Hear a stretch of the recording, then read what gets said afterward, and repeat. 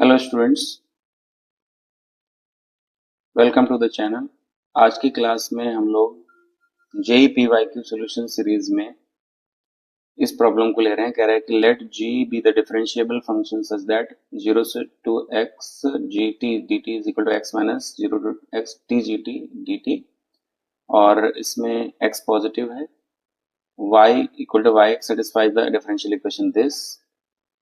तो y at zero अगर zero है तो y at pi by three कितना होगा, ये हमें पता करना है। तो देखते हैं इसका सोल्यूशन। तो इसमें कह रहा है g एक फंक्शन अलग है और y अलग सेटिस्फाई कर रहा है। तो पहले हम g कैलकुलेट करेंगे, that is 0 to x G T D T is equal to दिया हुआ है x minus 0 to x T G T D T. Okay, तो हम इसको डिफरेंशिएट कर लेते हैं। ठीक है, differentiate with respect to x। तो यहां पर आ जाएगा g of x is equal to 1 minus x G of x। तो यहां से आ गया g of x is equal to 1 upon 1 plus x. ठीक है, तो जी एक्स निकालना बहुत इजी रहेगा इसमें।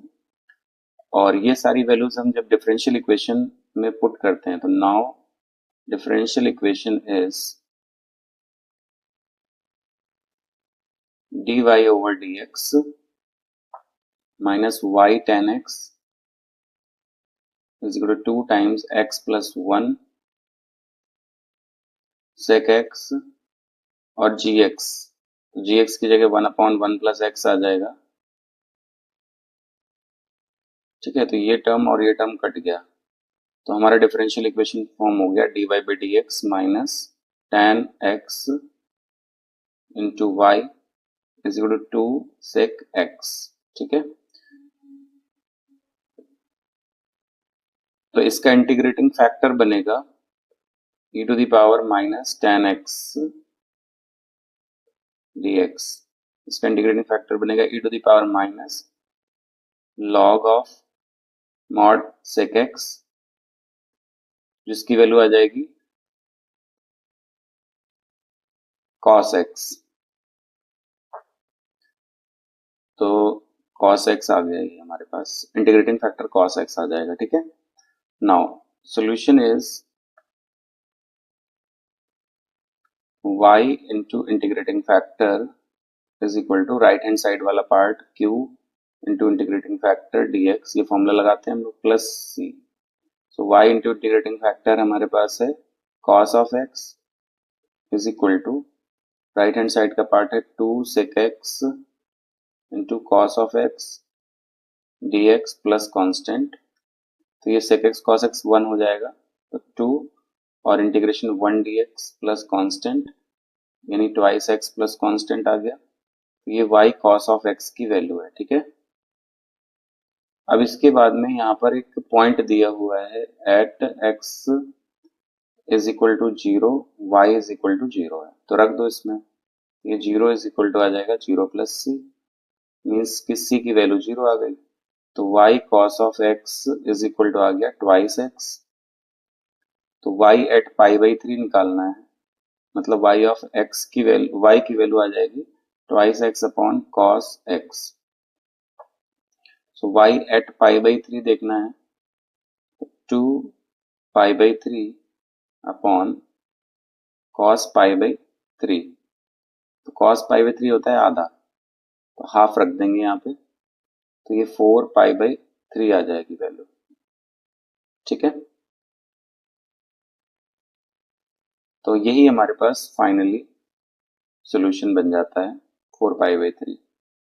ये फाइनली आंसर है। ठीक है,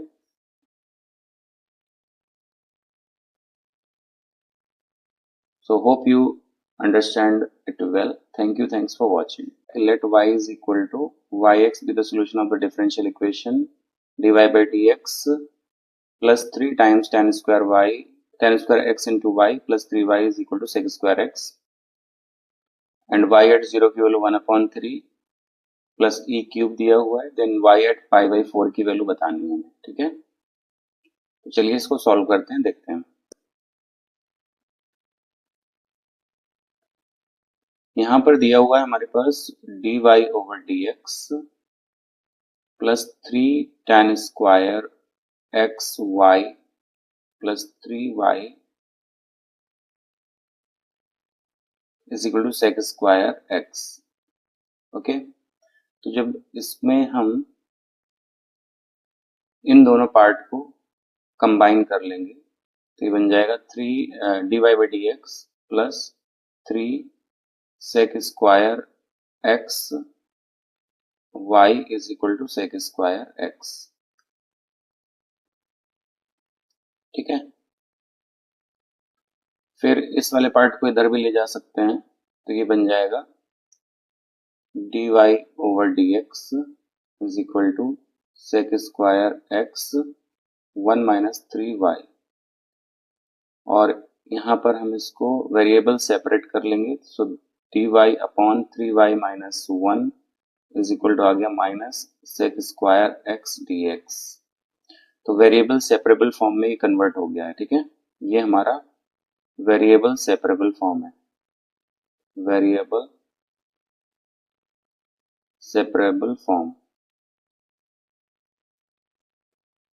वेरिएबल सेपरेट हो चुके हैं, इंटीग्रेट कर लेंगे तो integration of dy/3y minus 1 is equal to minus integration sec² x dx।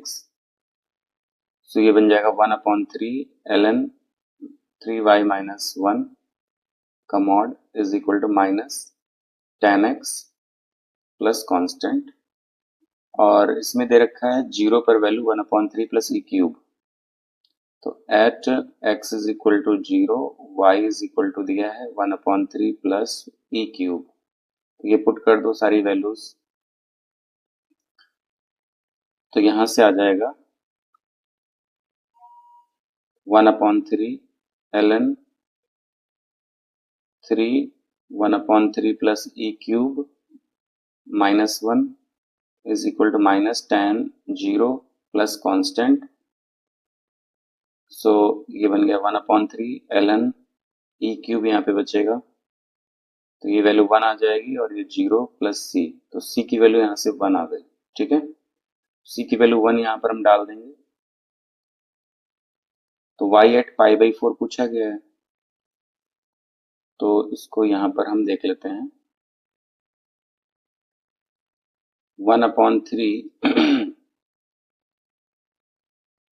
ln 3y minus 1 is equal to 1 minus tan x आ जाएगा। So ln 3y minus 1 is equal to 1 minus tan x into 3, और हमें π/4 पर value निकालनी है, तो at x is equal to π/4, π/4 पर ये 0 हो जाएगा। तो ln 3y minus 1 is equal to 3 times 1 minus tan π/4,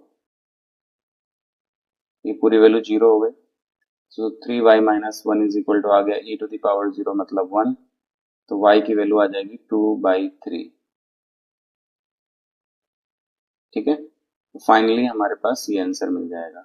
okay, let for some function y is equal to y f(x) 0 to x t ft dt is equal to x² fx where x is greater than 0 and f2 is equal to 3, then f of 6 की value क्या होगी ये पता करना है हमें। ठीक है, तो यहां पर ऐसे क्वेश्चन में क्योंकि जो फंक्शन दिया हुआ है वो डायरेक्टली नहीं दिया हुआ है, उसमें इंटीग्रेशन के पार्ट में दिया हुआ है, तो 0 to x t f of t dt is equal to x² f of x। तो ऐसे क्वेश्चंस में हम न्यूटन लेबनिज फॉर्मूला अप्लाई करेंगे, डिफरेंशिएशन अंडर इंटीग्रल साइन। तो डिफरेंशिएशन अंडर इंटीग्रल साइन यहां पर हमें लगाना होगा, तो डिफरेंशिएट करा देते हैं। तो ये आ जाएगा x f of x इधर साइड में, यानी अपर लिमिट को पुट कर देंगे t की जगह पर, और लोअर लिमिट को t की जगह पुट करेंगे तो 0 आ जाएगा। और is it right hand side में डेरिवेटिव होगा, first function into second function type का डेरिवेटिव बनेगा। तो x² का derivative twice x f of x plus x square f dash of x. ठीक है,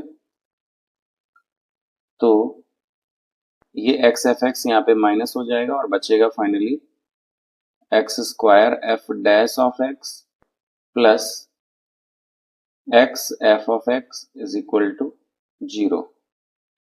एक एक्स से डिवाइड कर लेंगे तो x f dash of x plus f of x is equal to 0 आ गया। ठीक है, अब ये हमारे पास ये लिखा हुआ है एक्स एफ ऑफ एक्स का derivative, derivative of x f of x लिखा हुआ है ये, तो जिसकी वैल्यू आ जाएगी यहां से x f of x is equal to constant और फिर इसमें 2 पर वैल्यू दे रखा है 3, तो x is equal to 2, y is equal to 3 है या f of x equal to 3 है, तो ये बन गया 2 into 3 is equal to C, मतलब सी की वैल्यू यहाँ से 6 आ जाएगी, विच मीन्स कि x f of x is equal to 6 आ गया। और इसके बाद हमें पता करना है एफ ऑफ 6 की वैल्यू, तो F of 6 is equal to आ जाएगा 6 F of 6 is equal to 6 means कि F of 6 is equal to यहाँ पे 1 आ चुका है। ठीक है,